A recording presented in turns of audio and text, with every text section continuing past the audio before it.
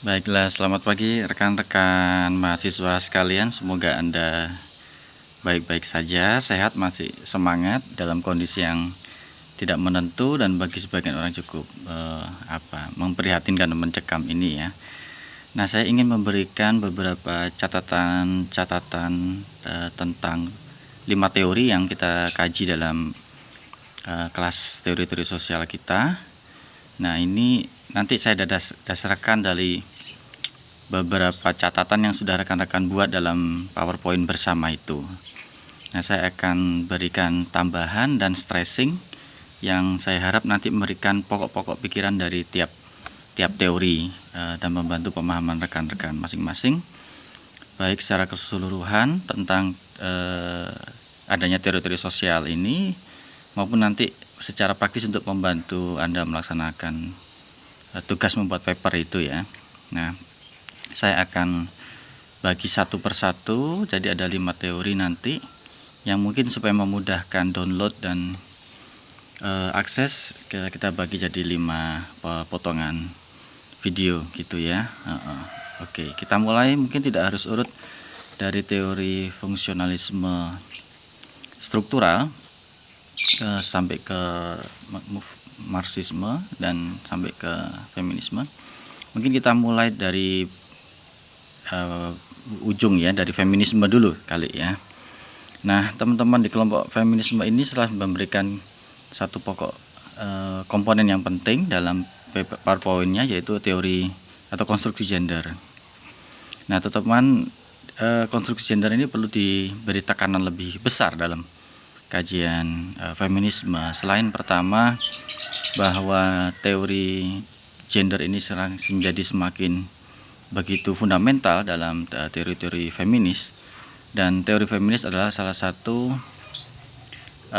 teori yang paling berkembang dalam kajian ilmu sosial dan masuk ke berbagai wilayah studi gitu ya, kajian gender itu dalam level agama, dari konflik, kemudian pembangunan, dalam isu-isu lingkungan, isu politik, hubungan internasional, dalam kajian agama, dan banyak hal ke human geografi.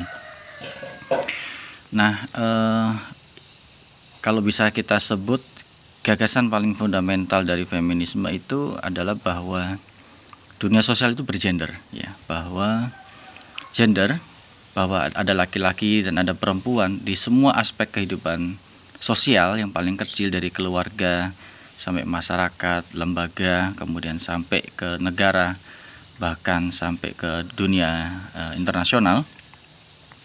Itu adalah satu fenomena yang mendasar secara empiris itu sendiri, dan pada kenyataannya keberadaan laki-laki dan perempuan itu menciptakan sebuah struktur yang konsisten yang disebut dengan gender order oleh Connell.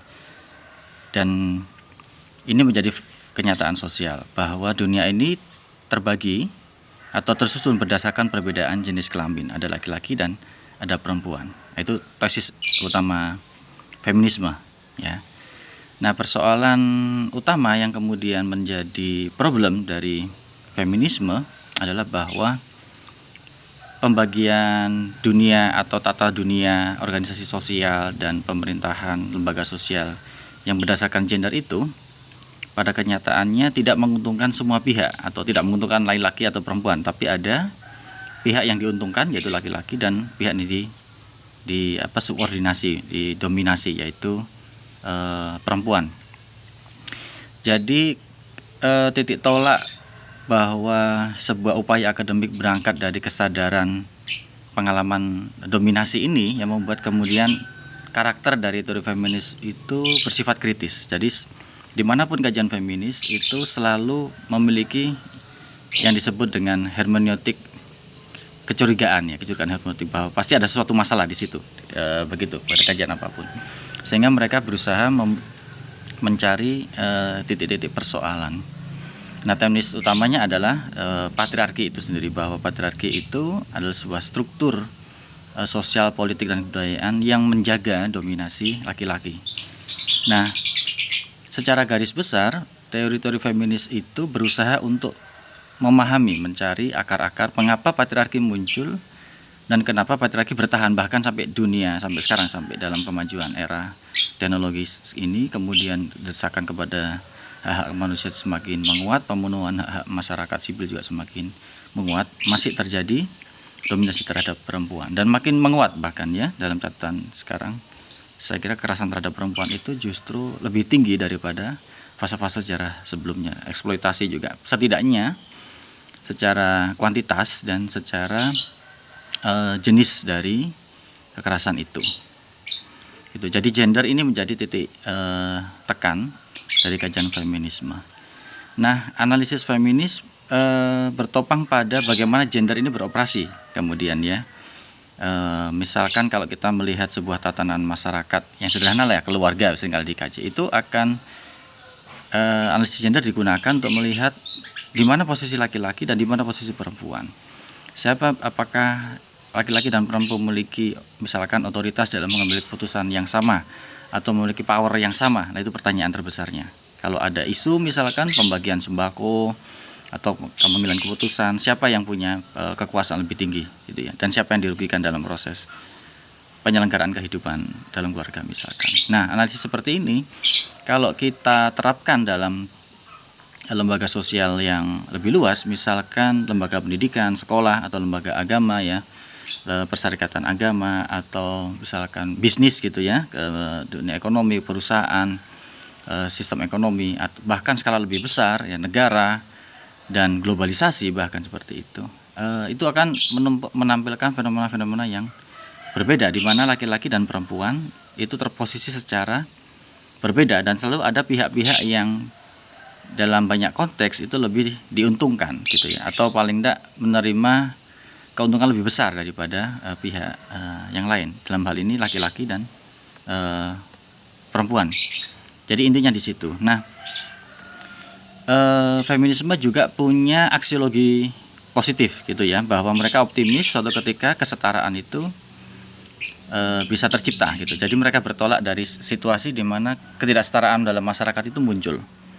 Nah, di awalnya ini hanya ketidaksetaraan gender antara laki-laki dan perempuan, tetapi semakin kemari kajian feminisme itu semakin kompleks, di mana isu kelas dimasukkan, isu rasialisme dimasukkan, isu etnisitas dimasukkan, sehingga kemudian kajian feminisme bertemu dengan banyak sudut pandang berbeda, dengan sudut pandang postkolonial, dengan sudut pandang lingkungan, dengan sudut pandang kelas gitu ya. Karena memang penindasan, ketidakadilan juga itu tidak berdimensi tunggal, tidak hanya gender saja. Nah, itu semakin kemari semakin disadari kebutuhan untuk itu. Nah, dan belakangan ini kebetulan yang sedang saya geluti, isu feminisme, tema feminisme itu berkembang bukan hanya menceritakan kenapa penindasan terhadap perempuan itu bisa terjadi di berbagai hak ya, dalam berbagai level kehidupan, tapi juga bagaimana laki-laki bisa terus menjadi pihak yang dominan dan berkuasa. Nah, itu kajian ini kemudian dari sebuah gugusan atau stream, satu aliran kajian yang semakin luas, itu disebut kajian maskulinisme yang sedang saya geluti sekarang. Bahkan sudah sejak awal-awal dulu, di awal tahun 2000 sudah kajian itu di Indonesia sebenarnya sudah ada bibit-bibitnya gitu ya.